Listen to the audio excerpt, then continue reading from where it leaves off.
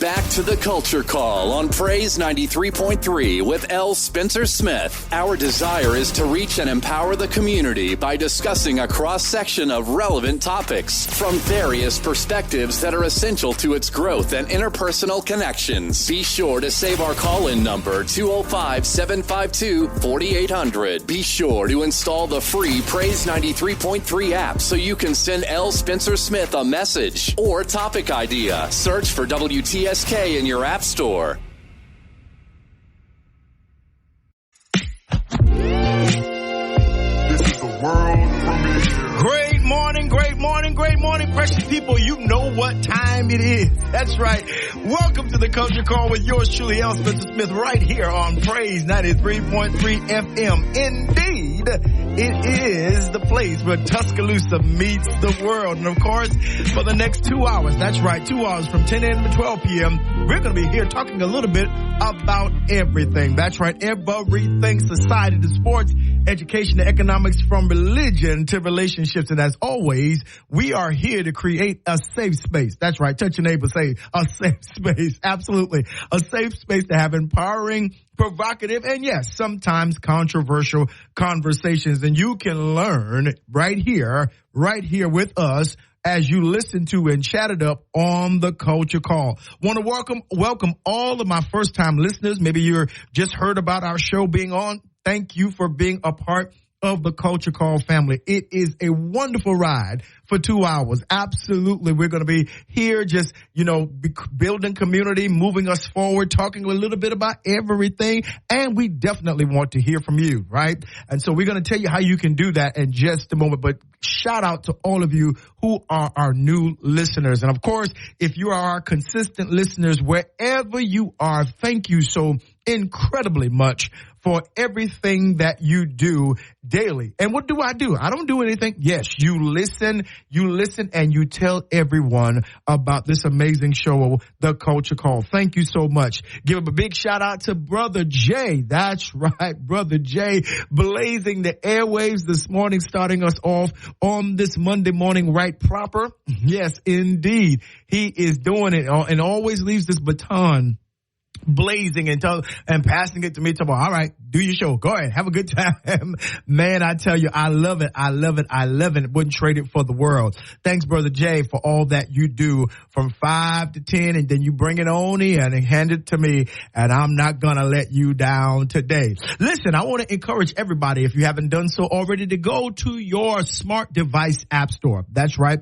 Whether you have an iPhone, a Google phone, a Samsung, whatever it is, an Android, go to your store and type in the search panel, say Praise 93.3 FM. And there, I promise you, there you will find a free app. That's right, a free 99 app. Does not cost a thing. Download that to your smart device, your phone, and guess what? You can hear us from all around the world.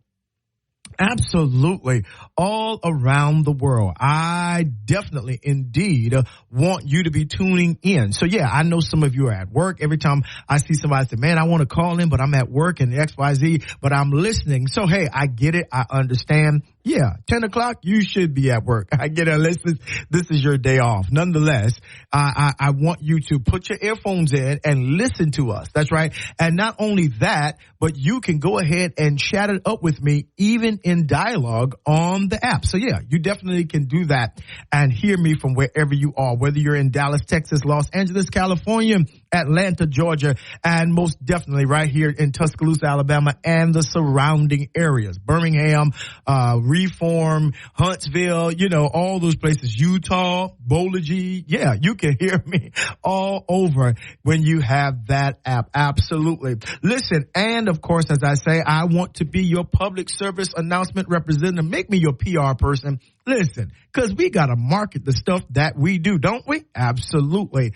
And so here you can email me your public service events or what's going on in your neck of the woods to culturecall.praise@gmail.com. That's culturecall.praise@gmail.com. And you can allow me to let everyone that's what's going on in your church, in your organization, your fraternity, your sorority, whether you're having a concert, a revival, a business seminar, it doesn't matter what it is. I want to let everybody know so that we can put some faces in the place so you can feel good about what you've organized. You know why? Because we do it better when we do it together. Thanks, Pop Watts, for that one always. Yeah, we do it better when we do it together. So listen, you can send it in, do that even through that email, or guess what? I got another feature for you.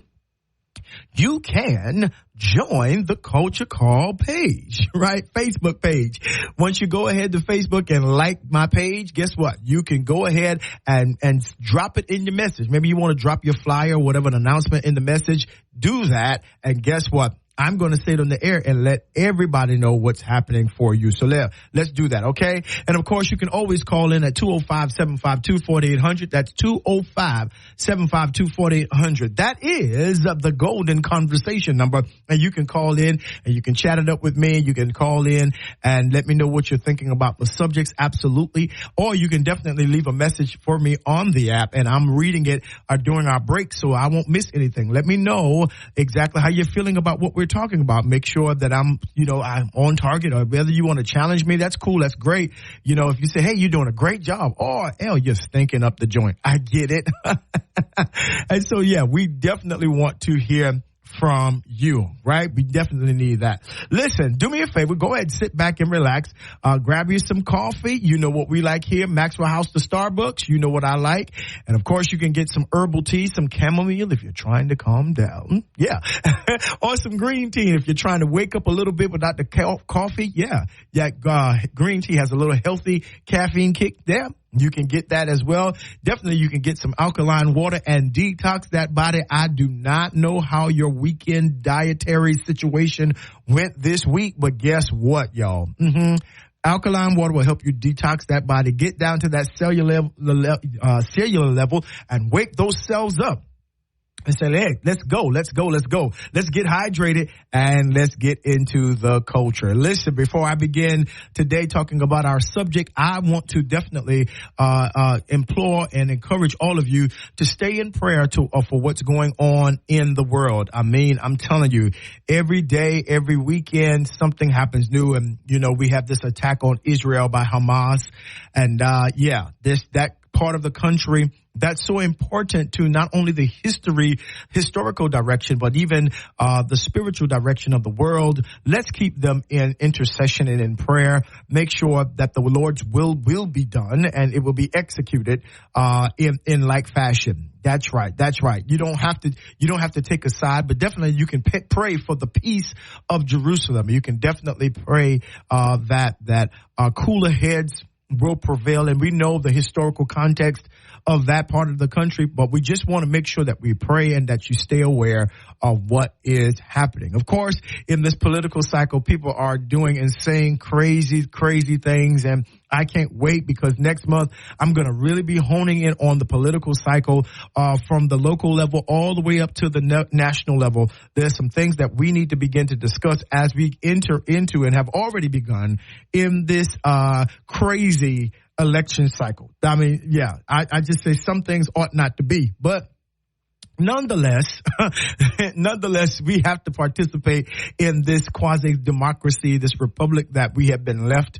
And so, yeah, we've got to do our job. And so we're going to talk a little bit about that. So, but mainly I want you to stay in prayer. That's right. Men ought to always pray and not faint. So we want you to stay in prayer, for just, the region of Israel, that North African region. I know people say Middle Eastern, but I don't feel like being politically correct today. It is North African region of Israel and all of those particular places.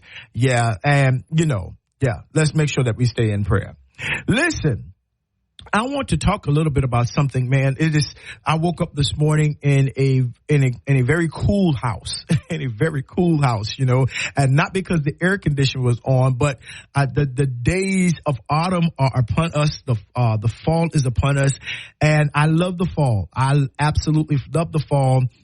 Because of this one word, actually two words, change and transition. And I woke up and I had to pull my blanket up on me a little bit. I was like, oh, wait a minute, what's going on? What's happening? Got up, get myself prepared for today. And I got up and got me some coffee and, tried to warm up a little bit, I had to get out from under my cover. So I was like, oh, let me get me something to warm me up. The weather outside is brisk, in the morning time. And so, that change is upon us. When you go outside, you can see the leaves changing and the florals are changing and the grass is changing and all of that. Yeah, it's getting nippy in the evenings now. And of course, the sun is going down a little earlier, that it's darker, quicker now. We're coming as we're coming out of the spring and summer months, moving into the fall and the winter months. Yeah. And it is something to behold. It is something to behold in God's creation. It is something to behold in just looking at Mother Nature do what she does. And it's just fascinating. And, I personally embrace it. I personally love it. But guess what? There are those who just absolutely cannot stand autumn, cannot stand winter. And I get the spring and summer months. But guess what? They can't stand it because they don't know how to embrace change and manage transition. And that's kind of what we're going to be talking about today, because I feel the need to begin to push us and expand our understandings on how to handle and manage change and transition that comes into our lives, right? And one of the things that I think is very important is, there was a song back in the 70s, I think it was the 70s or maybe early 80s that proclaimed everything must change. Nothing stays the same, that whole song, it's a beautiful song, an R&B song. It's a beautiful song. But what it does, it measures out and gets our minds to thinking about change, about transition, and how we cannot get stuck in time because we enjoy one particular moment than others, right? That we find a place that is comfortable and convenient to us, and we try to freeze that moment in time. We try to do, if I want to stay there, or if I could stay there for the rest of my life, that's what we attempt to do. And unfortunately, that's not how the world works. That's not how it all goes. And that we have to bring our lives to the context of changes, And one of the things that I find fascinating about change, especially when I'm dealing with our community, and especially in our community when we talk about religious folks and church people, is that we don't oftentimes embrace change, because in our mindset, God doesn't change. He never changes, and God never does this, and God never does that. And he, all of these things, and so we make a religion, we add a spiritual context to the fact of that we thwart change, and we don't know how to embrace change, because in some manner and demeanor, we think that God does not change. But if nature testifies of his first of all, of his truth, if nature testifies of his presence, if nature testifies of his existence, then we have to embrace the idea that he does allow for changes. He does. He's the manufacturer of change. As sure as he places those cycles as one thing, and let me say this, one thing that we can understand is that God is so stable and he is so consistent that he says that in my stability and in my consistency, the one thing that I will not change is change. Okay, let me try it again. The one thing that I will not change is change. That means that the God that you say does not change has instituted change, and he will not change the fact that change will occur. He will not. Listen, he is the author of change. He is the mental architect of change. He is the spiritual empowerer of change. And to resist change is, in fact, to resist the divine, to resist something that God is trying to reveal. Right? When we get to the whole idea of Genesis chapter 8 And if we go into the text, let me start off there, 8:22, when he says, as long as the earth remains, seed time, harvest, cold and heat, summer and winter, all of those things, they're going to change. All those are changes. All of those, he says, they're going to remain. That's what's going to remain. The change is going to remain. Try it again. The change is going to remain. And listen, y'all, I don't know how we don't embrace change and transition when we look at our own bodies, when we look at our own mortality and look at our own life. None of us are babies anymore. You can go back through the history of your own memory and see particular changes happen. And change is not an aspect or is not a thought from anything evil or wicked or Satan or however you want to coin that. Change is a divine attribute that God allows, right? Change happens so that you can see that through all your changes, he is stable. He is there. He allows those things to take place so you won't miss it. He allows those things to happen so that in every phase of life, you can find him. Right. And what we find now is that a lot of people don't know how to embrace the change because we add some level of trauma to change. There are people that are living today that are traumatized by birthdays. They are traumatized by birthdays. And I get it because we want to maintain the youthful exuberance of our teenage years. We want to maintain the freedom of our 20s and our 30s. And then when you start getting to 40s and 50s and dare I say even 60s and 70s, and if God allows 80s and 90s, and if he blesses you to your, centurion years, if you get there, you have to deal with this whole idea of change, that our bodies are not the same. Yeah. Our eating habits are not the same. Our mentalities and our thoughts, that as we grow older, we become wiser, prayerfully, right? Because of course, age does not guarantee that someone will become wise. But if they mature and they begin to learn the lessons of life, it will cause them to mature. It will cause them to become people. Now, the student who was once the student now becomes the teacher because they have changed. Their experience and time has changed them in such a way that, yes, they no longer fear this whole aspect of life and unfolding. And what I want to, really push into us today is that we need to learn how to handle, embrace, and manage change and transitions. That some of the people who were in our lives when we were growing up are either deceased, they've moved on. Your kindergarten friends are not your high school friends, are not your college friends, are not your friends now. Now, do you remember them? Yes. But are they participating in your life? No. Why? Because things change. Things change. People change, right? You used to be a size 4. Now you're a size 18, right? And you're trying to get down at least to a size, back to a size 12, you know why? Because your body changes, your metabolism changes, your chemistry changes.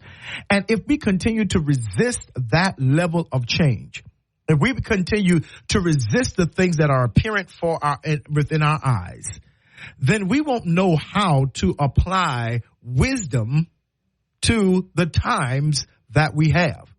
One of the things that has been difficult for me is just looking at, I'll be honest, looking at my gray hair. And no matter how much what I try to do and what I try to, because I get it, gray hair kind of speaks to, you're getting older and all that kind of stuff. And, that, which is a blessing, but in your mind, you're like, oh man, I'm getting older. Good gracious. And that's for men, and I know for everybody, but definitely for me, it is a hard reality, right? This morning I was in my home office and I was looking at some photos and I had all this black hair, curly and all that kind of stuff, And I love afro and everything, when I got here and started doing pastoring and started doing this, man, I had hair. I wasn't even thinking about no coloring or nothing like that, man. I just was lit. Yeah. And then I saw some other pictures. I'm like, yo, where did my hair go? And then I started looking at some other some recent pictures, and I see gray in my beard, gray in my temple. And I'm like, and if you're not careful, those changes can come up upon you and depress you. Now, I know I'm not by myself, but they can. They have a sneaky way when you look at yourself, and I'm in the washing my face, and I'm like, yo, is that a wrinkle?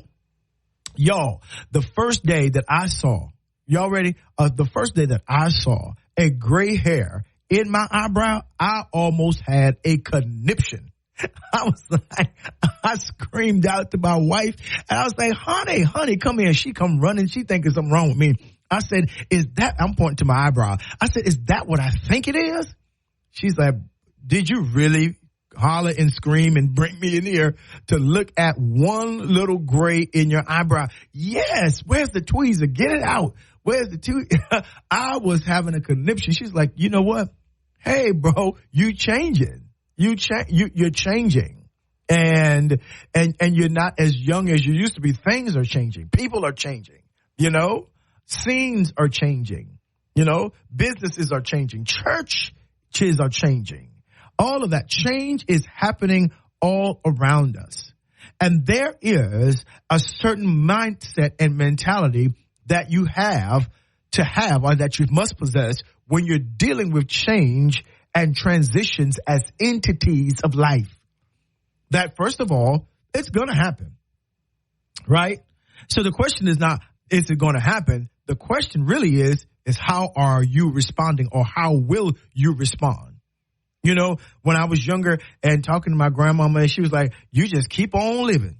Keep on living. Life going to teach you some things. And I'm thinking, I'm in my youth. I'm like, I don't care, whatever. That's probably true. And in your mind, you're thinking, you're not even thinking about change. And then change happens. And now you got to figure out what you're going to do with change. Because the moment you stop changing, death is inevitable.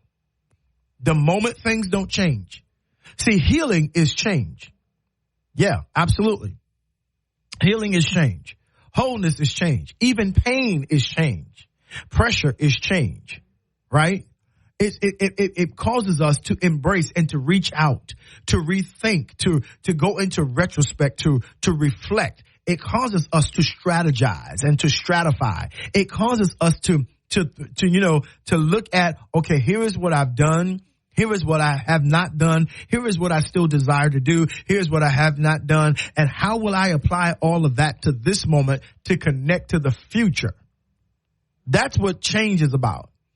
And if we don't know how to navigate changes and transitions, if we run away from it, or worse, if we become dogmatic about it, stubborn, I ain't changing nothing.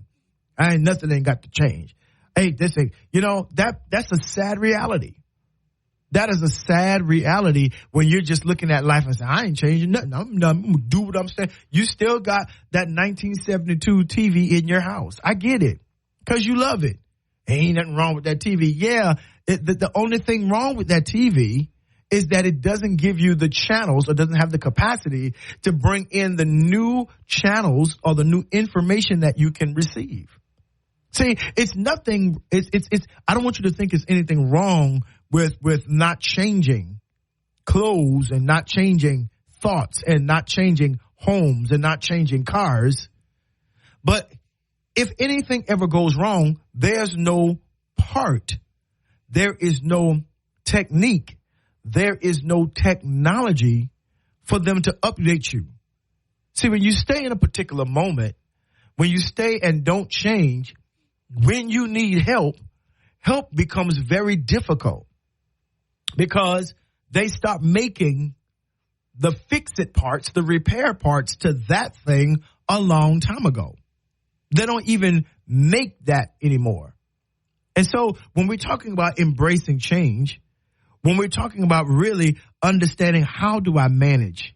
How do I deal? How do I live to the next? How do I embrace that? You know, you have to confront the unknown.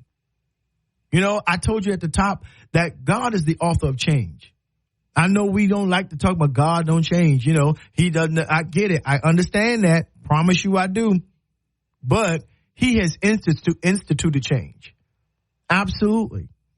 We are no longer required to go to the temple with a goat, a dove, a bull, a ram. We are not required to go to the temple offering bloody sacrifices. And not only that, we are not required to have a high priest. That's behind a veil. We're not required to do that. We're not required to offer this offering and that offering and the multiplicity of offerings for various sins and transgressions. We're not required to do that anymore. Can I tell you why? Because things have changed. We're not required to do that.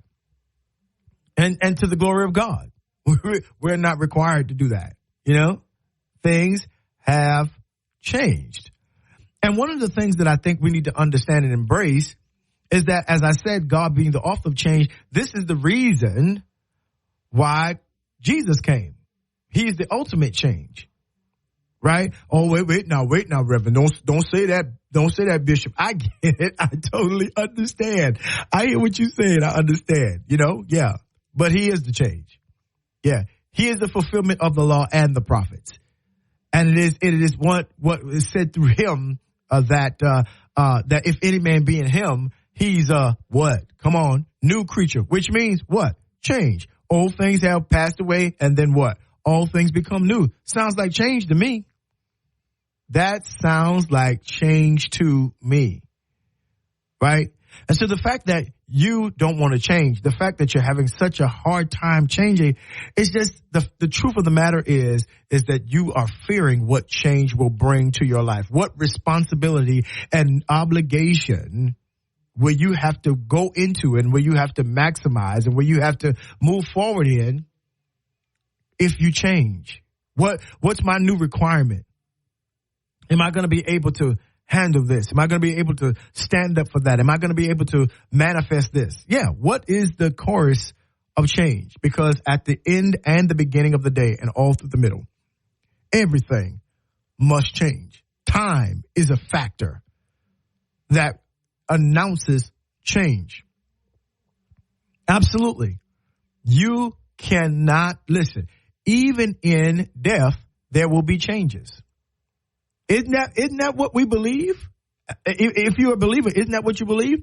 That the parousia, one day he's going to come and the rapture is going to happen and we're going to be, those who are dead in Christ going to rise first and those who are, and then our mortal will put on immortality. That's change. That's transition. Absolutely. And so to resist change is to resist something divine. To resist change says that you know better than God. To resist change is to not embrace abundant life to the full. To resist change means that I want to stay the God of my own world. And how unfortunate, because what you will find is that he declares that there will be no other God before me. And so guess what? You're going to have to learn how to embrace change. Listen, y'all, that's what we're going to be talking about. Handling changes and transition. In this fall season, in this changing of the leaves, how are we doing with our own lives? That's right. Absolutely. Listen, I need you to go ahead and pour you some more coffee or get your little snack or something and keep it right here on the Culture Call with yours truly, L. Spencer Smith. Praise 93.3 FM. This is the world premiere. And we are back right here on the Culture Call, right here with yours truly, L. Spencer Smith on Praise 93.3. And we are having a fabulous day and an amazing conversation about how to handle and manage change and transitions. The inevitable. Absolutely. We know that it's going to happen and we must learn how to prepare for it, how to navigate it, how to handle it, how to manage it. Yeah, we're just going to have to do what we've got to do. And I thought this would be a wonderful conversation. Why? Because we're in the month of the seasons of change. Yeah, there's seasons of change. And yeah, definitely we want to make sure that we are preparing you amply as our community, every part of it, embracing for the change. You know, one of the things that I find very fascinating is how subtly we can be resistant to change. How subtly we can be resistant to change. This is the season of football. This is the season of sports, our fall sports. And, if you're in Alabama, you already know that football is a behemoth. It is just major here. And, it changes the dynamic of everything. It changes, what goes on Friday nights. Because that's dedicated to football. It changes what happens on Saturday because we have so many powerhouses in our state with regards to football.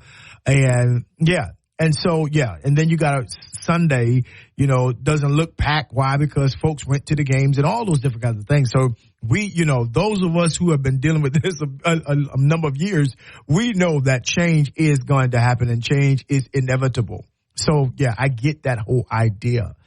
And so one of the things that as I listen, I love college football. I do. I love, first of all, I love my family Rattlers, because that's my alma mater. Absolutely. They're doing great this year. Because I live in Tuscaloosa, I love the Tide, Roll Tide. I love them. Yeah, absolutely. And then of course I pay attention to all of the high schools, because, each year I kind of like to look and see who's doing what, all of the high schools. And one of the things I understand by looking at sports is that there is a level of expectation for consistency all the time. That there can be no losing. There can be no, you're supposed to have victory all the time, right? And I get it. And as much of a fan that I am also a realist. I understand that, as graduating classes leave, new classes come. As older, more experienced players leave, high school, college, whatever the demographic may be, newer players going to have to come who need to be, groomed to that level. Especially again, if you're Bama, they need to be groomed to the national level. And the unfortunate thing is that their process of grooming and growth are visible to people who have this mindset that there should be, that they should always be on the top, that they should always. And so it's very difficult to see the team that you like go through changes. It is very difficult to see the team that you've depended on to be consistent for all these many years to bring home championships struggle in an area. Change and move in a different direction and all those different kinds of things. It becomes very, very difficult. And one of the things that you recognize if you're paying attention to sports is that the team that's up last year may be the team that's down this year. That the team that, what was mediocre last year might be in the top 4 this year, and for a fan who absolutely, does not play, never have played, looking at that and balancing the reality of changes in a program with the expectation of consistency and stability is aggravating because most fans do not allow for changes. That when you are an onlooker, when you are simply an onlooker of life, that you can begin to critique and criticize the changes and transitions of others. That when you have life in the audience or in the cheap seats, it is very easy for you to critique and for you to judge about the changes and the transitions of other people. I grew up in the music industry and, music. And when I grew up, there were certain people that could sing. I mean, they could just do such a, and, as I've gotten older, those same people have gotten older and those voices have gotten older. And they can't do what they used to do because of changes, because of transition or whatever. You could be health changes, age changes, diet changes. Something could have gone on with their vocal cords. And if I'm sitting there and I'm not them, if I go to, one of the most fascinating things is I went to an Anita Baker concert, and Sis' mother she was sounding great. She was sounding Caught Up in the Rapture and Sweet Love. I mean, her voice was the same. But to look, you had to close your eyes because to look at her, she had changed. She's gotten older. She's in her 60s now. When I was introduced to her, she was in her 30s, But it was this whole issue of not wanting to have that same person in the iteration, in the way that I knew her. I wanted to see her in that same way. And the fact of the matter is, at one stage, she was standing there, a sleek little short lady with this super bad haircut, and behind a mic, and she was in, stilettos, and she was rocking from side to side and singing Sweet Love. Yes. And this time, she came up with a sequin gown with some slippers on, because she was like, I'm not doing this to my feet no more. And I'm like, wait a minute, hold on. And she had, her hair in some dreads, because she was like, nah, I'm not that same person anymore. Now, there were some people that couldn't get over how she looked. She sounded great, but they wanted her to bring herself back to her 30s. And she let us know clearly that is not on my agenda. I'm a grandmother now. Wasn't even married when I first came on the scene, and now I'm a grandma. And so you've got to make room for the fact that I have changed and I have transitioned. And I'm not going to allow you and what your expectations, have been placed on me to make me feel bad about the changes I've had to make in my own life. And that's one of the things that we really want to tell you, that when you are resistant to change, you limit the growth and the change of other people. Right? You hate caterpillars, but you love butterflies. But there will be no butterflies if the caterpillar doesn't change. Say that again, L. I think I will. Yeah. You don't like caterpillars. They're furry and they crawl all on your house and on trees and all that. You can't stand them. You do everything you can do to get rid of them. But you love to see butterflies fly. You love butterflies. They're beautiful. They're graceful. But without the change of the caterpillar that you don't like, caterpillar, I'm going to get that word right. then guess what? There are no beautiful butterflies. See, it's the hidden beauty within the context of change, that we don't know how beautiful life is and what life can become if we are resistant to changes, to the change that must be made, to the change that God puts in us, in every creation. It must change, right? And I get it. Change has a painful feature. Change has a feature of unexpected, heartbreak and all those different kinds of things. I get it, and the issue is, especially when you're dealing with life and relationships, change is going to happen, and it sometimes will catch you off guard if you're not careful. If you're not careful, change will break your heart when you're not careful. Have you ever had a friend that you were dependent on and that you thought y'all were gelling and y'all have been jiving for many years, and then all of a sudden change happens and things start getting interesting between the relationship? You don't talk as much. They don't contact you. You don't contact them.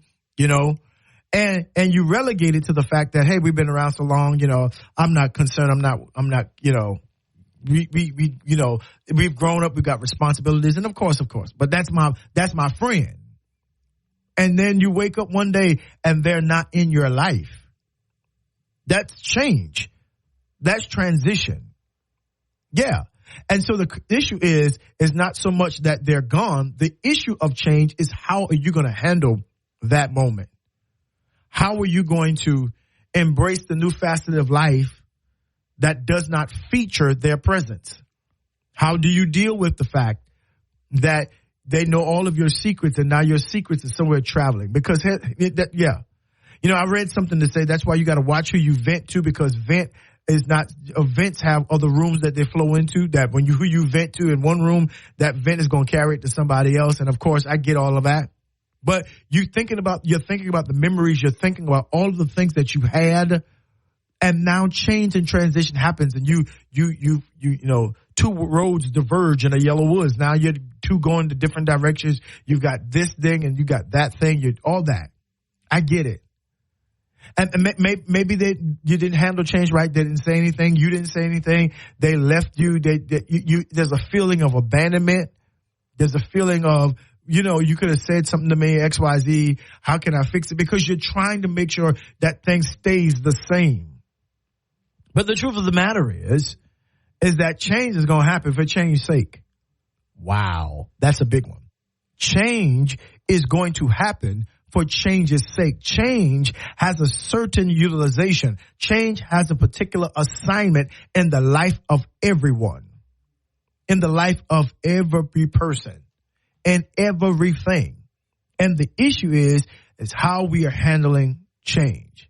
You know, right now there's a big discussion in America, you know, with the former president. His whole moniker was "Make America Great Again." There's an ilk that he tapped into, especially in the South and in the Midwest, that does not want America to change. They want it to go back to the place and where America was great. Well, the issue with that is that there are some people in America that didn't think America was great. They're still waiting on the greatness of America to rise to the standard of all of its citizens.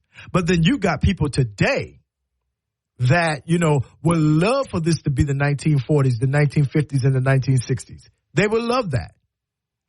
They would love it. And they'll vote for and put anybody in office that they believe can wind the clock back. Think about that. That can wind the clock back.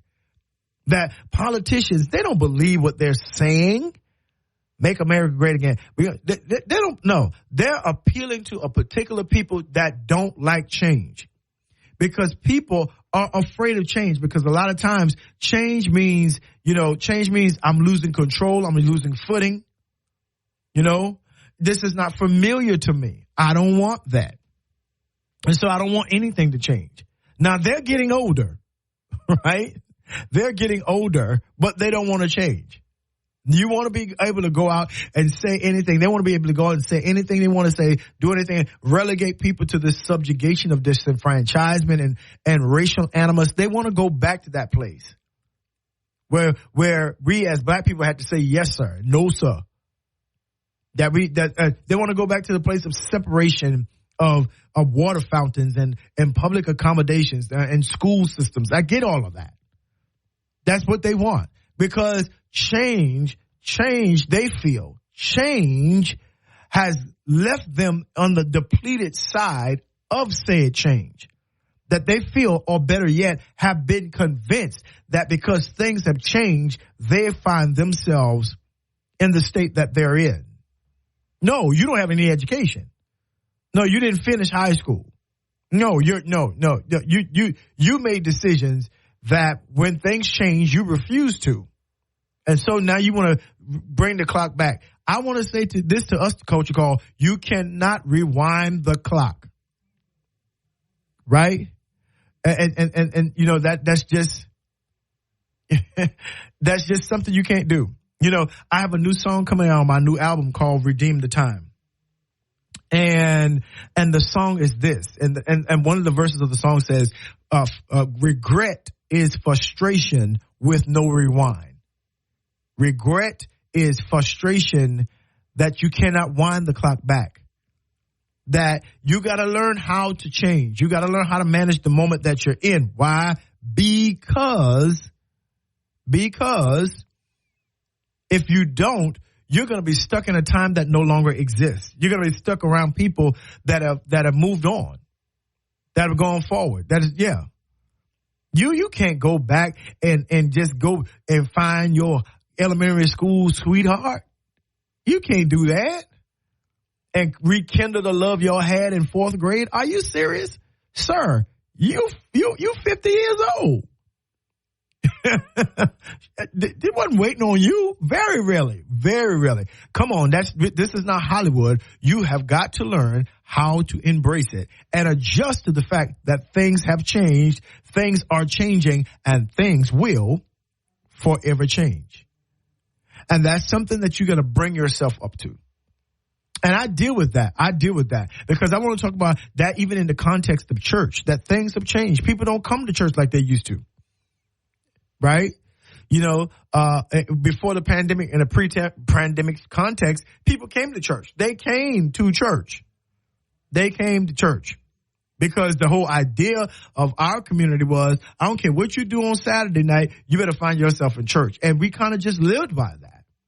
But post-pandemically, people are not coming to church. They're looking at church virtually on whatever platform they want to look at, and they're going to brunch, they're going to golf, right?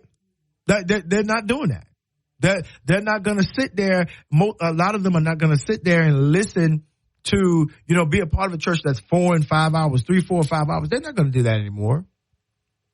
Now, as a theologian, as an academician, as a student, as a investigator of trends and things, there's some good to that, and of course there is some bad to that. But that's not this conversation. But what I will say is that the people have changed. The culture has changed. It's placed a different demand, a demand of accountability, a demand of intentionality, a demand on, a demand on, do you know what you're talking about? Because we're not just going to take what you say anymore. There's the whole ilk out there of deconstructionists that's trying to go through the Bible and do X, Y, Z. That's why when I hear somebody, or when I'm looking at social media, when I'm reading and I see somebody who just is stuck in King James, and I sit there and they fighting tooth and nail for King James, I'm like, Lord, have mercy. They haven't changed. There are some churches even today that if you don't preach in the King James Version, you can't come. That's just because they don't even understand that things have changed, that the whole thing. We could spend 3 and 4 hours in the conversation about that. And that is sadness. But the fact of the matter is there are people that are resistant to change when in fact, behold, I will do a new thing is on the scene. That the God who we believe never changes is offering us a new opportunity. Sounds like change to me, to do something, to see something greater, to serve in a different way, to build in a different way, to reach out, to touch in a different kind of way than we're used to innovate, to re-innovate, to rethink. And we cannot miss that moment. But we will if we don't know how to embrace change and transition and not be afraid of it. That in order for change to take its place, we're going to have to release some of the control we think we have on time. Because time will prove to you that you do not control it. I promise you. Listen, y'all, this is a great day. This is the Culture Call with yours truly, L. Spencer Smith, right here on Praise 93.3. Go ahead and get you something to drink. Hydrate yourself. Maybe, go do that. Get a snack or something, a pack of nabs, and keep it here. There's so much more to come. This is the world premiere. And we are back. It's the top of the hour, 11 a.m. and some change, right here on the Culture Call with yours truly, L. Spencer Smith, Praise 93.3 FM. And hasn't it been a wonderful day? Yeah, come on, you can tell me. It's been a great day, and I'm enjoying this conversation. Absolutely. Handling and managing changes and transitions, and I'm telling you, it's a wonderful thing. It's a wonderful thing to be able to have the gift and the privilege of being in that position to deal with that and to handle it. Absolutely. Listen, want to just give a few, maybe a couple of public service announcements. I want to send a shout out to every one of you who joined me. That's right, joined me last week at Stillman College last Thursday for their chapel. Man, it was a good turnout. Thank you, Culture Call. We had an amazing time there on the campus of Stillman College. Shout out to Dean Joseph Scrivener, who's the dean of the chapel there and pastor there at Memorial Presbyterian Church. I got it right. And it just was a wonderful, wonderful time that we had with all of the students and the faculty. They're doing something great there at Stillman College. Shout out to all of the Stillmanites who are listening to me. Oh, hail Stillman. That's right. Let's do all that we can do to preserve our HBCU in the city. And not only that, but to make sure that Stillman has everything she needs to survive for the future. Absolutely. Absolutely. I also want to tell you that there are a whole lot of what they call Hallelujah Nights and trunk or treats that's coming up at the end of the month. And we're going to be doing a list of those. If you want to send that in to me, if your church is sponsoring a Hallelujah Night, which is an alternative to what they say is Halloween, if you want to send that into me so that we can announce it at the end of the month, that's great. Go ahead and definitely do that. You can send it on my Facebook page, The Culture Call. You can go ahead and be a part of that. Many of you have joined that. Thank you so very much. You can do that and send it there. And we're going to be running a list, maybe next week. Yeah, we're running most people will have it on that Sunday. They may even do it on the 31st, which is that Tuesday. So definitely we want you to do that. And you can email me at culturecall.praise@gmail.com. That's culturecall.praise@gmail.com. And let us know who's having a Halloween night or a trunk or treat. I want everybody to know about that and be a part of that. Listen, October 28th, Saturday, October 28th, from 1 p.m. to 5 p.m. Yeah, Boost Your Brand pop-up shop, sponsored by Black Graphics. Yeah, hosted by CC Cooper, is having this amazing event to boost your brand. That if you are a small business owner, or if you can boost your brand, bring it before the community so that they can plug in, make sure that they purchase and support your brand or your product, whatever that might be. You can definitely do that on October 28th at 2101 Bowers Park Drive, Tuscaloosa, Alabama. That's right. And you can contact CC Cooper at 205-722-3770. They've got a plethora already. They've got quite a bit of vendors already registered. And so, yeah, if you want to be a part of that, contact them at 205-722-3770. Absolutely. And it's at Bowers Park. My dear friend, DJ Tank Sinatra, it's going to be the MC there. So listen, it's going to be a blast. You do not want to miss that and be there for that. Absolutely. Listen, go ahead and make sure that you send me your public service announcement. You know it, culturecall.praise@gmail, or you can definitely submit it to me in the message of my Facebook page. And yeah, you can, we want to make sure that people understand that. Yeah. All right. Let's get back to the conversation about how can we handle seasons, and manage transitions in life that are happening. Right. And, I get a front row seat a lot of times because of what I do as a pastor, to see certain changes and transitions happen in the lives of people. I'm the guy that sits down in the seat in the middle of the mall and I start watching, I just watch people because I'm a people watcher. I'm not weird. I just like to observe, humanity. I love, I could be a professor in anthropological studies and sociological studies because I just kind of like to watch people. I watch how they interact. I watch what stores they go into. I watch how they, how they dress, how they carry themselves. Yeah. And I begin to just formulate cultural ideas in my mind. So yeah, I know to some that's kind of weird. No, that's just kind of what I've always done. I like watching people because what I understand is I'm trying to embrace this whole idea and concept of change and transitions and helping people bridge those gaps, because there are certain people who are having a very difficult time bridging the gap between what they like and what currently is, what they're used to, and what is being presented as new, or what has been and what is now and what's getting ready to be. People have tremendous difficulties. That's the word. in dealing with that. And, that difficulty can happen for a lot of reasons. One of those reasons is, trauma and previous negative experiences. And that if your past has, a lot of trauma or negativity connected to it, it's difficult. It's difficult to even embrace change because change is connected to the future. Future is connected to new decisions and what happens when you don't get resolved from a present and or a past moment. Right? A lot of times you get stuck in that moment. You get stuck in the reality when the moment does not have resolve. You get stuck and you become resistant to any kind of change until you get resolved. It's what we normally call, I need closure, right? And some people cannot change because they haven't gotten closure on a past event. I get it, right? And, but I need to move you forward. I need to tell you that you may not get that apology. You may not get that sorry. You may not get that, that thing that you need in order for you to move on. I mean, they may never come back and acknowledge what they did. So if your life is contingent and dependent upon them coming back and returning and bringing flowers or taking you out or coming on their hands and knees and saying, I'm so sorry for what I did, for what I said, how this happened, the breakup, the divorce, I'm sorry that I hurt you. Yeah, you might as well go ahead and embrace the fact that that just might not happen. Matter of fact, I'm kind of certain that maybe 9 times out of 10, that's not how life is going to play out, right?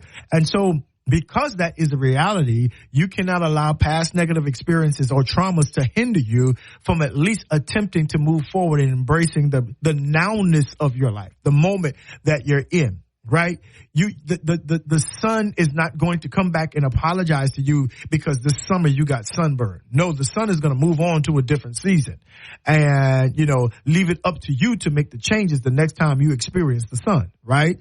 So the truth of the matter is you just may never get an apology from that, that past boyfriend, that past wife or husband, that past relationship, that past job. They fired you and I know you thinking it wasn't fair, but guess what? Yeah. They're like, okay, move on. Because guess what? We're going to move on. We're moved on. We've moved on already. So you're going to have to learn how to embrace that and don't allow that to make you hesitant to employ or to embrace new transitions, right? You got to embrace the change, right? And here's another reason, loss and grief. Not just negativity, but loss and grief, because every change requires the death of something so that we can embrace the life of something else. Let me say it again. That every change embraces the death of something in order that we may embrace the life of change, right? And, sometimes when change happens and it doesn't just have to be people, we mourn over change when things are not the way that we are used to them being, when things are not going in the direction in the way that we have accustomed ourselves for those things to go. What can happen is simply this, is that I begin to resent the very fact that it didn't go the way that I wanted to go. And now I have to move on without this thing in tow, right? That this relationship has changed. Yes. And now it is broken up, and that's a grievous moment. That's a moment of grief, and it's a moment of loss. And, it's that triggering thing. It's always looking in the rearview mirror thinking that the rear view shows me what's ahead in the future. And so that's why the windshield is bigger than the rearview mirror, because the idea of that in a car is that you got more to see in your future than you have to deal with behind you. And, you have to embrace that. That, some things will not return. Some people will not return. Some will not say, I'm sorry. Back to the last point. Some things will, you're going to lose. You can't keep everything that you came into this earth with, or even the things that you are comfortable with, or the things that you thought brought you value and worth. Sometimes you got to open up your hands and allow those things to leave. You got to let them go. And then some things will let you go when you still want to be kept and or held. And that's the fact of the matter. And there is nothing that you can do about that reality. The reality is that guess what? You might just want to allow time to go forward and learn how to grieve forward. Learn how to lose forward. Let that loss and that level of grief push you to the next place of reality, push you to the next place where you can see an opportunity, right? And so I think that's very important. A lot of people, again, don't want to change because, of the lack of confidence. Some people lack confidence in their ability to adapt to new situations. I don't know if I'm going to be good at that. I don't know if I'm going to be able to learn that. I don't know if I'm going to be able to handle that kind of computer program, or I'm going to be able to go there. I don't know if how to go on a date again or how to love again. I've been so long by myself. The idea of embracing and making room and space for someone else to be a part of my life gives me, makes me fear, right? It causes me to, how the old Negro spiritual say, sometimes it causes me to tremble, right? To tremble because I don't know, and they lack confidence in being able to handle that. And we get a job and we want to stay there forever, and then we lose it, and then we got to get back in the workforce, and that causes us, the lack of confidence. I don't know if I can do this. I don't know if I'm too old. I don't know if I'm this, I'm that. And they begin to doubt their effectiveness, that their ability to produce, their ability to be current, their ability to be relevant, right? And when you do that, you rob yourself of the necessity of learning how to embrace change, to confront the fear of failure and not knowing what you may need to learn, right? That this new moment is an opportunity to learn, right? This moment that has come, this moment of change, this pivot, this transition has come maybe to teach you something new, right? To re-energize your life, because learning and education and knowledge is the fuel of the future, right? That you learn what you didn't know, and you begin to make yourself better. You give yourself, enough opportunities. You know what? That you have to be patient with you in the learning curve. I know you want to be a specialist. I know you want to be, a guru in everything. I know that. But yeah, sometimes life offers us an opportunity to change and transition so that we can learn something new. That's right, Culture Call. So that we can learn something new, so that we will not get stuck. Absolutely.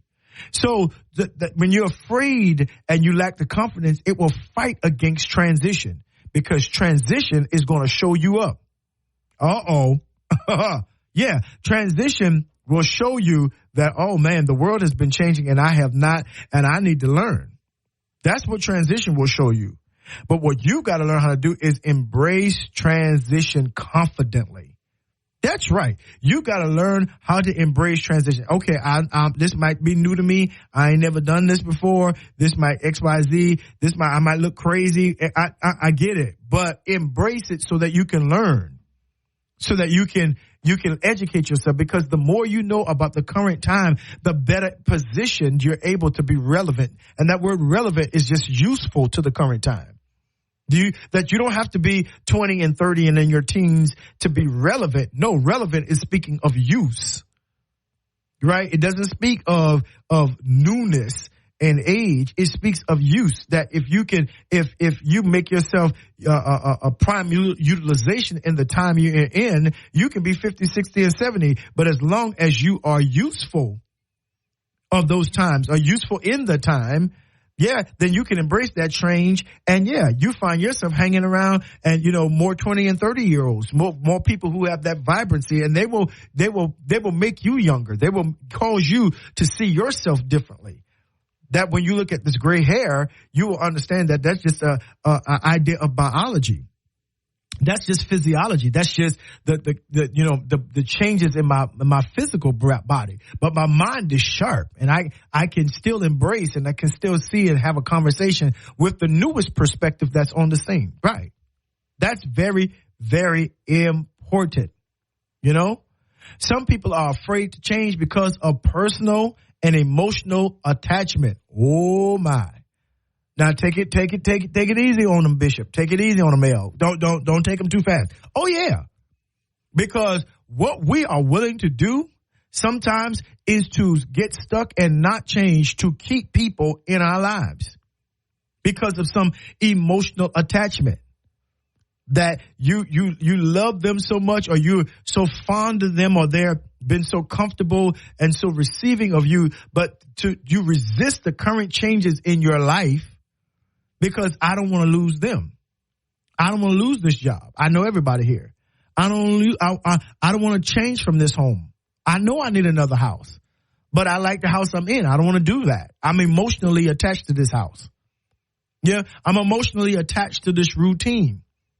I know it doesn't work anymore. I know, but that's what, that letting go and changing, it really affects us emotionally, and it can cause us to resist transition. It can cause us to look at ourselves, I ain't changing not one bit, all while changing. All while changing, absolutely. All while changing. And it's something that is unavoidable. It's something, Coach, you call that we just simply have to do. But yes, we can definitely get attached, emotionally attached to certain situations. And then how does that affect us?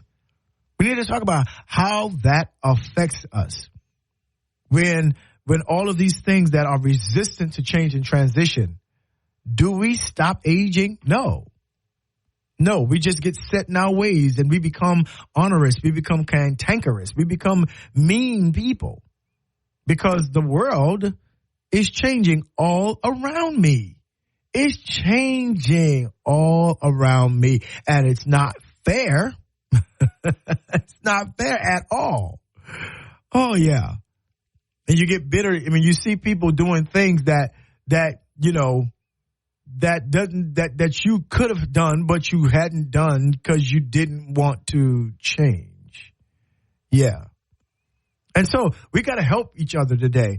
Embrace these leaves are going to change. Listen, they came in green and they stayed for a while. They provided shade. But guess what? They're going to turn a beautiful fire red and orange and yellows and the golds and all those different kinds of things. And you know what else they're going to do?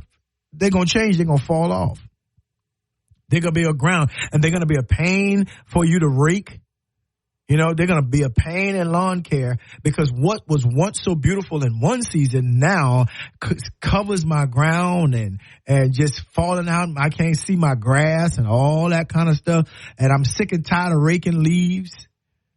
Yeah, that's how change happens. Life is going to happen like that. And if you are not emotionally aware, you'll try to fertilize the tree so it won't turn green. I don't know what. You can't paint the leaves green and hope that it won't change. You can't do that. They're going to fall off. They're going to die.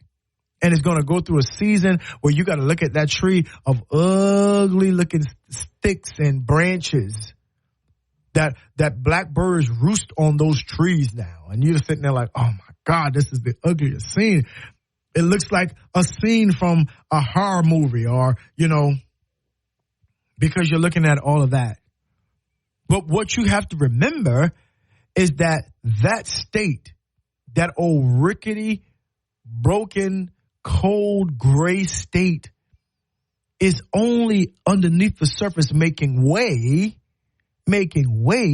for other opportunities to grow. That there are more seasons coming. Right? One of the things I've learned about life and relationships and opportunities is that some come for a season, some come for a reason, and yes, there are those who come for a lifetime. And sometimes we mix all of that up because sometimes we give seasonal people lifetime privileges, right? And then we never discover the reason why some people come because we won't ask the questions. We won't pull into the moment, and we won't accept that they might not be here forever. So I better maximize the reason why they came. See, we get that thing mixed up. And then we hurt ourselves by not allowing ourselves to embrace the fact that, yeah, things change and I didn't properly assess. Yes, seasons and reasons and lifetimes. Yeah. Seasons and reasons and lifetimes. Absolutely. And that is something that will help you and I to navigate how we embrace change and transition. Absolutely. Some of you need to go ahead and go through your closet and get rid of them clothes because you're not going to gain that kind of discipline to be a size 4 again. You love food too much and you don't like to exercise and your metabolism has slowed down and all that kind of stuff. Absolutely. Absolutely. So then there's that. So we got to be honest with ourselves. I mean, there's clutter all over your house because, yeah, you know it's time to throw away that stuff. You know it. Or put it in the box. Yeah.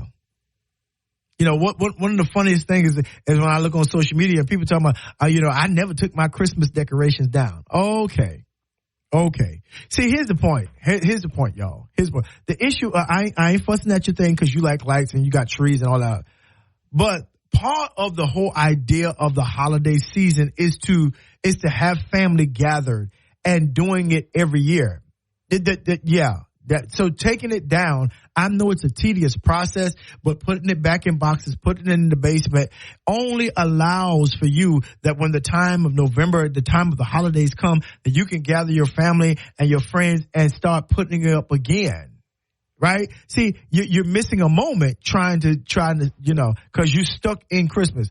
It's 100 degrees out the door. Why do you have your Christmas tree still up? What is wrong with you?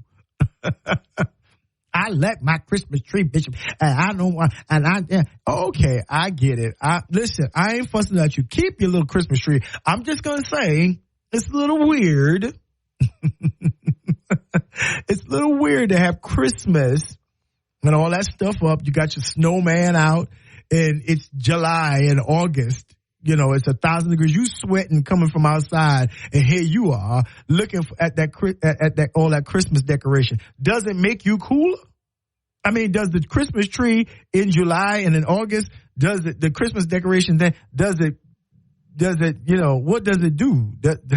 Does it cool you off? Does it wipe your sweat? I don't know. I'm just asking the question, Culture Call, because I know some folks are stuck like that. We just like it. Well, okay, I get it. I understand. But I'm just trying to tell you that points to something about you not being able to embrace change. And I'm telling you, the whole issue is that embracing that change helps you prepare for another season. Helps you prepare for another season. See, because let me tell you something that, you can like short pants and halter tops and all that, but when them degrees change, you're going to look real crazy wearing your halter top and your shorts when it's 40 and 30 degrees. You're going to look real crazy at that time. Yeah, because you won't change because I'm just so in love with what I got on. I'm so in love with halter tops and short pants. I get it. All right. And ma'am, you're going to look really crazy in that full-length mink or that big old coat when it comes time for June and the picnic, the family picnic and the reunion in the summer months. You're going to look real crazy walking out sweating. Sweating like you're in a sauna, right? See, we hold on to things and we don't even know it. We don't even know it. But it's the change. The change leads to future expectation and anticipation. To change is the thing that helps you keep current. That helps you stay current. It's another season is coming and I must embrace it. See, that's the language you have to speak to yourself. I've got to embrace this new season that's coming. Because if not, I'm going to start looking crazy. The more I don't change, is the more I'm going to start looking really, really crazy. Really crazy. Right? That, the culture went through this thing where the kids were wearing their pants backwards because that's what a rap group called Crisscross was doing. Matter of fact, they had their own, they had crisscross pants and all those kind of things. You're going to look real crazy now because the average person that was back then, maybe about in their 40s now, pushing up in that 50 range, right? That you're going to look really crazy if you come out here looking with the crisscross pants. Now, at this age, you're going to look really crazy. I'm talking about really crazy. Why? Because you want to embrace change. Because you got stuck in a place in life that you just love so much that you said, I change not. Really? Culture Call. Y'all don't know nobody like that? Some people that you look at, like, they just really need to make an update in their whole life. And they refuse to do it. They absolutely, positively refuse to do it. And it's sad, but then it's funny. Another side, I just had a glimpse of what I just said. I'm like, oh my goodness. They got stuck somewhere. You cannot get stuck. That's what change says. We're not going to allow you to get stuck. We're not going to allow you to get stuck in this rut, in this place. And I know you are emotionally attached, and I know you like it, and I know you feel safe there. But you can't live a full life there. Life is passing you by. And the question is what are you going to do about life changes? Yeah, what you going to do about that? What are you going to do about that? I don't feel like doing nothing about it right now. Okay, I get it. You know, one of the most painful changes I had to make is my mom told me she was getting ready to pass away. She told me, okay, she was ready, blah, blah, blah. She was getting ready, blah, blah, blah. And she says, okay, now let me tell you this, that when you get to the yard, the graveyard and all that kind of stuff, I want you to get in your car and go home and live. I said, what? Because she said, I want you to get in your car, leave me there, and you and your family, y'all go live. You and your brothers go live. I'm like, that is such a cruel thing to say. I thought that was so mean of her to say that. Why would you say that to me? And she's like, you go live. And I tell you, that was the hardest change and transition I had to make. But she really helped me. I didn't think so at the time. I thought she was rude. It's facts. But she says, yeah, you got to live. This is my stopping point, but it's not yours. You got to keep changing. You got to keep moving. You got to keep living. And Culture Call, that's what I want to help you do. At our next segment, I see the runway, but I want to help you make some decisions to handle and embrace change. Because guess what? You have got to live. Absolutely. Listen, this is yours truly, L. Spencer Smith, right here on the Culture Call. 205-752-4800. Hit me up on the app. Keep it right here. Praise 93.3. Much more to come. This is the world premiere. And we are back on your show. That's right, the Culture Call with yours truly here with L. Spencer Smith. Praise 93.3 FM. And we are having an amazing day. A great day. Yeah. Here in the studio talking about embracing change and transition. Embracing it. That's right. Seasons and reasons and lifetimes. Being able to negotiate and navigate those particular nuances of life so that we can remain relevant in every stage, in every phase of our living. I think that's very, very important. Listen, I want to give you some keys because someone hit me up and say, hey, I get it. Change has been hard for me and it's been very difficult. I lost my marriage. I thought that I was going to be in it forever and XYZ. I get it. No judgment at all. You know, I know when we stand up before people and I've done many weddings that I say, you know, what God has joined together, let no man put asunder. I know let no man put apart or whatever. I get it. I understand that no one in their right minds, should go into any stage in life thinking that this thing won't be consistent, won't be stable, or that one day I'm going to have to turn it loose and let it go. No one should make deep and passionate relational, obligations of themselves with the thought or the caveat that, hey, I may not have this forever. I may not do this, or to turn around and to see that it just did not work out like how I expected. I get it. And, you know, those things can result in, it can create trauma. It can create a narrative of life that is very false. It can make you think that, you know, everybody is like that, you know, so what's the use of getting back or going back out again, you know? And I get some of the religious context that, you know, if you get divorced, you can't ever get married again and all that kind of stuff. I understand all of that.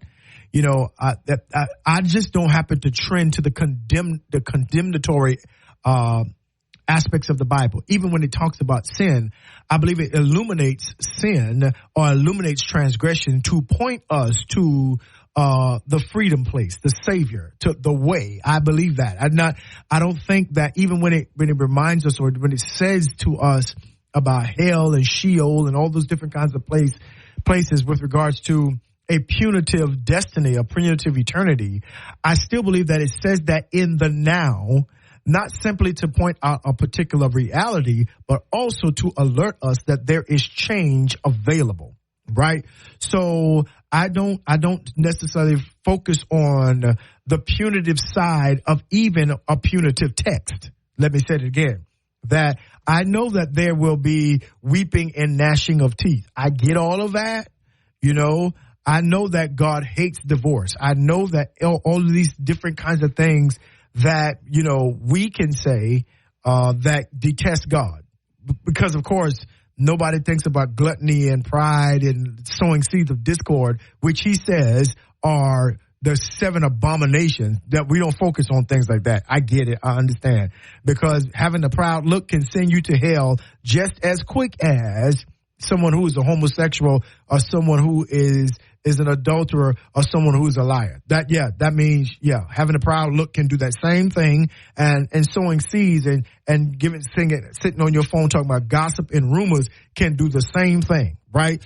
But my job as a pastor, a preacher, a teacher, and a study of the word is to point out that yes, that can be a reality, but there is another reality, that the text does not end with that period. The text ends in the truth, the way, the truth, and the life. The text ends in a way that in a place where, God has given his only begotten son, that whoever believes upon him will not perish but have everlasting life. That is the culmination, that is the consummation of the theological design of God. That's where the word should end. Right. So I understand all of these things, and you might feel condemned. There is no condemnation here on the Culture Call. I know people are doing things, wicked things for X, Y, Z, and we're going to have to all sort that out.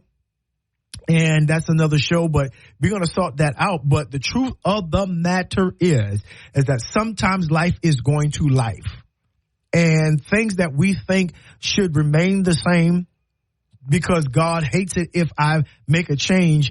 That is to say that we don't understand the grace and mercy of God, that some people got out because they had to. Now, I don't even know why I'm going in this direction, but I'm going in this direction because I want to deal with that some people just have to to embrace that fact that, it may be, the reality is that sometimes it just doesn't work. And then the whole idea is who God has joined together. So the issue is we can go deep dive in that, and, did God put you together in the beginning? Right. And then that goes on to ask, does God sanction every marriage? Does he sanction every marriage? Just because you had a ceremony, a preacher there, and then you had it in the church, did God actually sanction that? See, we don't want to go down that rabbit hole. But I'm just saying that so we won't condemn each other for the realities that we face. And so I understand, not from an experiential, because my wife and I are still together, but I understand, and I've seen people try to walk through and navigate the nuances of changing after a relationship that they thought was going to be lifetime. They had to deal with that. It's the same thing with being a widower and a widow, right? So that part. But here are some steps. Here are some steps that you got to recognize that how you can embrace change and transitions. And I know it's challenging. So that requires anything that's challenging needs a strategy. Let me say that again, because you need to write that down. Anything that embraces challenge needs a strategy to overcome it. You're just not going to grow into this. You're going to have a strategy. And one of those strategies, number one, is acceptance. You got to accept the fact that things have changed, and that change is a natural part of life, and transitions are simply opportunities for personal growth and development. And you got to embrace that. That although you would not have wanted it to happen like this, it happened. And now you got to navigate your way around it. You got to learn how to deal with what has happened. Right? You got to acknowledge the fact that, now I'm by myself. Now this decision has been made, and I've got to move on. I got to work on the context of my life. I got to get away from unforgiveness. I got to get away from bitterness. Yeah. I got to watch my surrounding because I don't need other people adding gasoline on my pain. So I got to make sure, because I've got to come to accept it and add it to the cadre of my experiences that I have gone through in life and not let that stop me, right?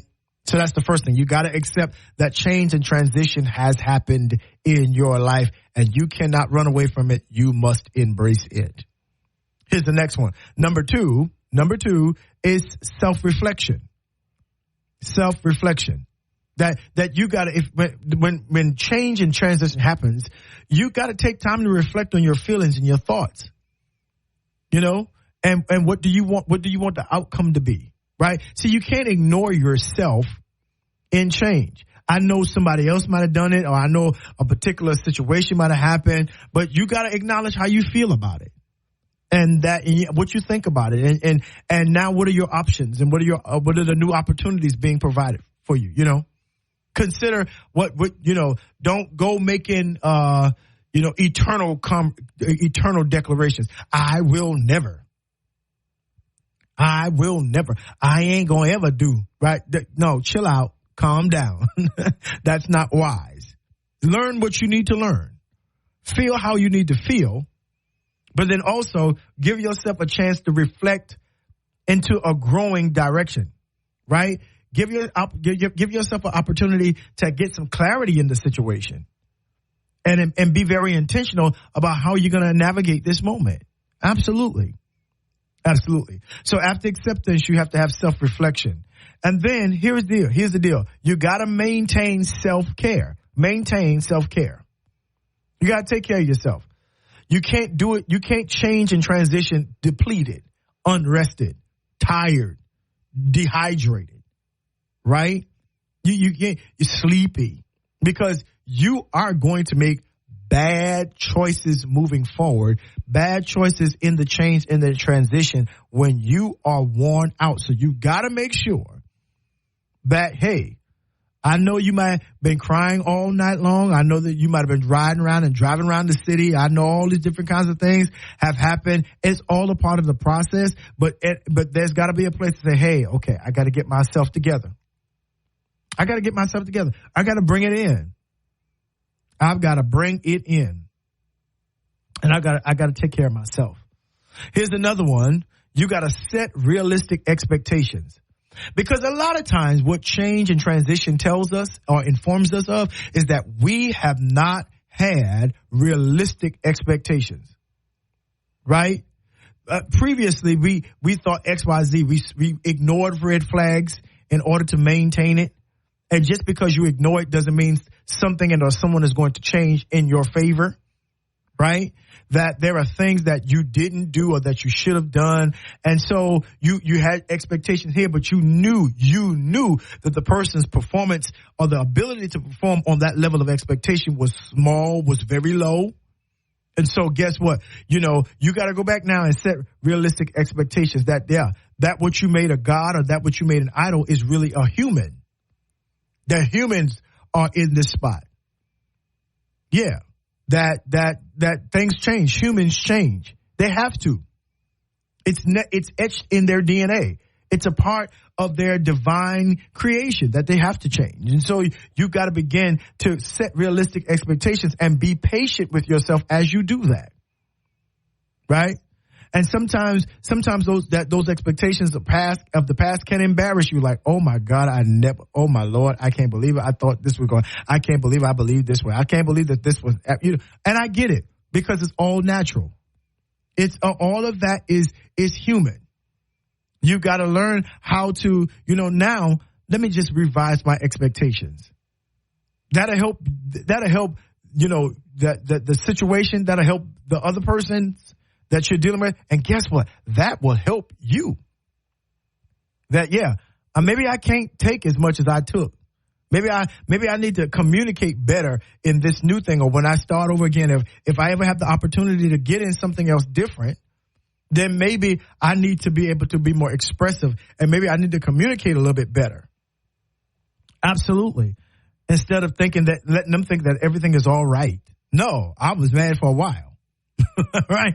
So you got to set realistic expectations. Listen, you also have to embrace flexibility. Oh, my God. Now, flexibility is at the core of change and transition. You got to turn loose that rigid mindset, that frigidity. You got to change that ain't no being, it's my way or the highway. Because what's going to happen is that a lot of things are going to hit the highway because, you're going to be left alone on the side of the highway because you can't change. So you got to embrace that. You got to be open to adapting and adjusting your plans as well. Yeah, okay, so it didn't work. It's at the end of your life. So it did not happen the way that you wanted it to. Yeah. So are you going to get a vote? Are you going to get in the casket and say, Lord me, while you're still living? Because that's illegal if you do that. Matter of fact, nobody's going to participate with you. They're going to have to be as crazy and sadistic as you are if they put your living life in a casket and lower you down in the ground. Because those things, graves are for dead people. And so even if you had a bad time, you got to know how to be flexible with yourself and use those unexpected twists and turns for opportunities to grow. Absolutely. And then finally, you got to learn how to practice gratitude. I'm grateful that God allowed this change to happen in my life so that I would not get stuck in a false sense of stability. I'm glad that he brought this opportunity my way because he's taught me how to live life embracing the moments, embracing the changes, making the pivots, and yes, enjoying the transitions that I see. Even the painful ones, I can learn something from because guess what? They are helpful. They are helpful to me. And if I don't do that, I'm going to crush and crumble under the changes and transitions that are definitely, let me say this word again, definitely going to happen in our lives. Absolutely. So those are my points. You got to get those. Yeah, you got to get those. That's right. You got to make sure you master that as well. Listen, this is yours truly, L. Spencer Smith, right here on the Culture Call. Praise 93.3 FM. That's right. I see the runway. We're about to land this plane, but I need you to stay right here. There's more to come. This is the world premiere. What an amazing show this has been this morning. Absolutely. We've had so much fun, so much information. Yeah, and I thank you so much for listening in. Absolutely. And I don't want you to forget that you can always stay in contact with me and what we're doing at the Culture Call. Just go to our Facebook page. Yeah, go on social media. Go to our Facebook page, like that page, and you can find out amazing information that we post on the daily, that we post and comments that people are saying about the show and all of that. Definitely want you to do that. Not only that, I want you to send me your announcements. That's right, your announcements at culturecall.praise@gmail.com. Let me say it again, culturecall.praise@gmail.com. Send that to me, and I want to make sure that I get your public service announcements into the file. Listen, I just want to remind you today that, change and transitions are inevitable facets of life that none of us can avoid it.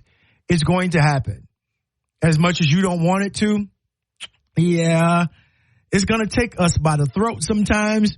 And sometimes it will just gently lay us into changing moments, into moments where, we just have to embrace it. But nonetheless, no matter how it comes, we have to learn how to handle it. We have to learn how to be mature. We have to learn how to grow through it. We've got to sometimes learn how to take the pain and the pressure of change and challenge and growth and rise to that moment. Yeah, rise to that moment that's trying to keep us relevant, that moment that's trying to keep us not late, last, or lost. That moment that says, hey, something's about to take place and you need to be a part of it. Yeah, that's what we got to do. And in order for us to do that, number one, we've got to accept it. Yes, we got to accept that change and transition happens. And we got to move with it intentionally. There's no use to resist it because guess what? It's going to happen with and or without you. It's just the aspect of how you view your life. It's the aspect of how that thing looks. Yeah. And see, what change comes to tell us, here's the big announcement. I've been waiting to say this the whole show. Change comes to announce to us that life for you is not over. Life for you on this side is not over. Good, bad, ups, down, mountains, valleys. Yeah, life is not over.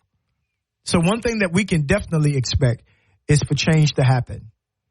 Yeah, that's inevitable of life. But when it happens, what will you do? Will you be ready for it? Will you allow change to embrace, or will you allow yourself to embrace the change that is happening, the moment? Or will you stay stuck and have to change anyway because things will change all around you? Listen, at the end of every phone call, my grandmama and my mama used to say, I love you a bushel, I love you a peck, and I love you a hug around the neck. This has been yours truly, L. Spencer Smith, right here on the Culture Call. Praise 93.3 FM. Listen, it's going to be a great day. Embrace it. Tomorrow is going to be another great day, and I expect you, that's right, each and every one of you to be right back here on the Culture Call from 10 a.m. to 12 p.m. We're going to have a great, great time. Until then, have a beautiful, blessed day. Make an impact and love on somebody. Let them know how much you care. Life is too short. You never know. Y'all have a good day, a blessed one. Love you much. Peace.